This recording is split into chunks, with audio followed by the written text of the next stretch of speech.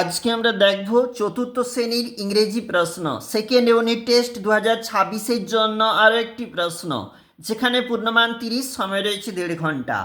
Student name, roll number নিজেরাই লিখো। নিচে চলে যাচ্ছি।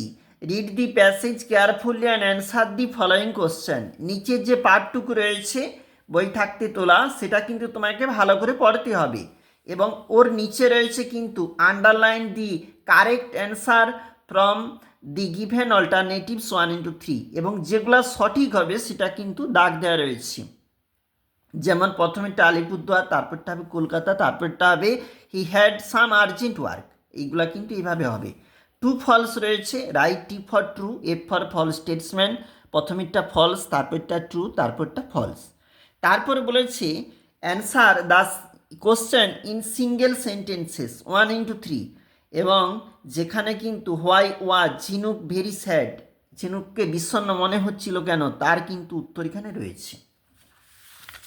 আবারও চলে যাব পরের যে পেজ, এটা হচ্ছে 2 নাম্বার পেজ। সেখানেও রয়েছে কিন্তু প্রশ্ন এবং তার কিন্তু উত্তর রয়েছে। নিচে একটা passage, read the following passage and answer the given question. সেখানে বলা রয়েছে এই প্যাসেজটা তোমাকে ভালো করে পড়তে হবে এবং নিচে যে প্রশ্নপত্র রয়েছে তার কিন্তু উত্তর দিতে হবে।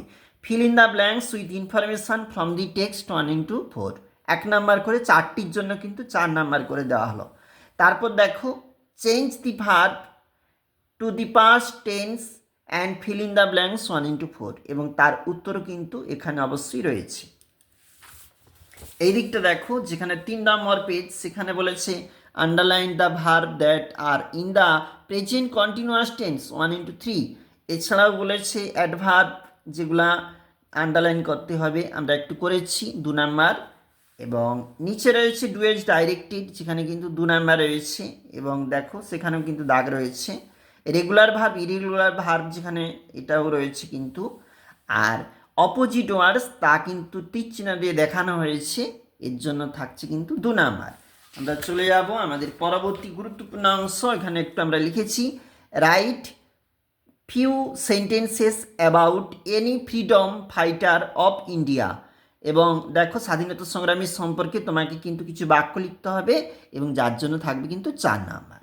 দেখলাম আমরা গুরুত্বপূর্ণ আরও একটি প্রশ্ন, যেটা আমাদের কাছে ছিল চতুর্থ শ্রেণী ইংরেজি প্রশ্নপত্র পরীক্ষা প্রস্তুতির জন্য।